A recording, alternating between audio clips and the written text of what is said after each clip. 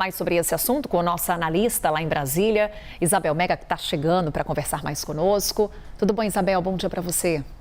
Oi, Carol. Bom dia para você, bom dia a todos. Vamos lá, Isabel, algumas mensagens que a gente consegue tirar dessa votação. Primeira, relação entre governo e Congresso está estremecida. Tem também aí mensagem com relação ao que pode acontecer nas próximas votações de interesse do governo. Também não podemos esquecer desse olhar para 2026.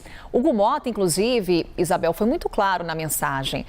Após essa votação, que culminou aí na derrubada do aumento da alíquota do IOF, ele diz, olha, cada poder tem que entender o limite. Estão claras as mensagens? Estão claros esses limites, Isabel? Carol, não muito, porque do outro lado o governo está impondo seus próprios limites também, de dizer, bom, se vocês não querem nos ajudar, a gente vai ter um novo contingenciamento e isso vai afetar muito o país. A gente vai falar sobre esses impactos, sobre essas estratégias também, de como que o governo e o PT vão comunicar a todo mundo sobre esses impactos aqui ao longo do novo dia. Mas queria chamar a atenção também para uma aliança que não vem de hoje, mas que vem dando sinais de estar muito consolidada, que é a aliança entre Hugo Mota, o presidente da Câmara dos Deputados, e Davi Alcolumbre, o presidente do Senado Federal.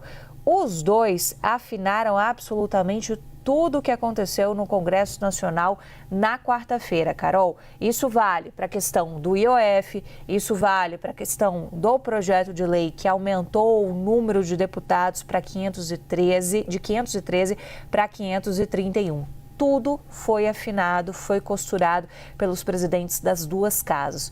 Quando isso acontece, a gente tem essa velocidade, inclusive na hora de fazer essa transição de uma matéria de uma casa para outra. Justamente porque Hugo Mota e Davi Alcolumbre querem mostrar essa mensagem de presidentes de um grande sindicato que é o Congresso Nacional. Eles querem mostrar ali uma força das duas casas, uma união das duas casas, para dizer para o governo, a gente não vai aprovar nada que possa ser interpretado como aumento de carga tributária. É essa a mensagem, é essa a rusga. Mas tem mais rusga, Carol. Teve muita chateação dentro do Congresso Nacional quando houve aquela derrubada do veto que pode provocar um aumento nas contas de luz e traz um impacto impopular para o governo, para os próprios parlamentares, para o próprio Congresso Nacional. Essa chateação é parte do contexto que ajuda a explicar essa reação que acabou pegando parte do mundo político de surpresa na quarta-feira. Mas teve mais coisa, teve a questão das emendas, teve a questão de declarações que foram dadas pelo ministro da Fazenda, Fernando Haddad, criticando o aumento do número de deputados, falando também a ministra da Secretaria de Relações Institucionais, Gleisi Hoffmann, colocando um pouco de água no chope em relação à reforma administrativa, dizendo que não está no radar do governo uma grande reforma administrativa. Tudo isso aparece como queixas do governo federal, em paralelo a essa questão central, que os parlamentares não têm dificuldade nenhuma de falar abertamente, dar o nome para falar, que é a questão da medidas que possam aumentar a carga tributária. Justamente porque a gente está em ano pré-eleitoral e fica muito complicado os parlamentares ganharem esses selos. Já são os parlamentares que estão aumentando a conta de luz, são os parlamentares que estão aumentando os impostos. Então, o Congresso deu um chega para lá no governo e essa foi a mensagem final. Desde o governo Collor, há mais de 30 anos, portanto, a gente não tinha uma derrubada de um decreto por meio de um projeto de decreto legislativo. Isso é tido como muito grave, muito simbólico e como um Congresso que está pouco disposto a dar tempo para o governo reagir.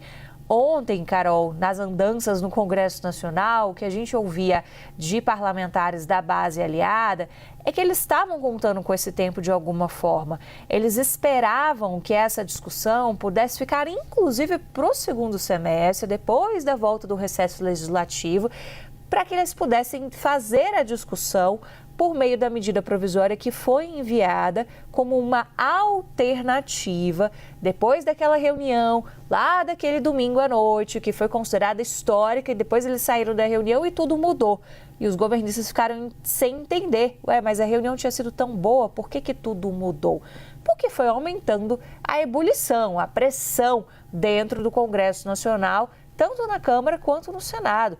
E o Hugo Mota estava pegando essa pecha muito para si, de ser ele a pessoa que está peitando mais o governo. Ele e Davi Alcolumbre têm uma boa relação com o Planalto, com a ministra Gleisi Hoffmann, inclusive com o ministro da Fazenda, Fernando Haddad.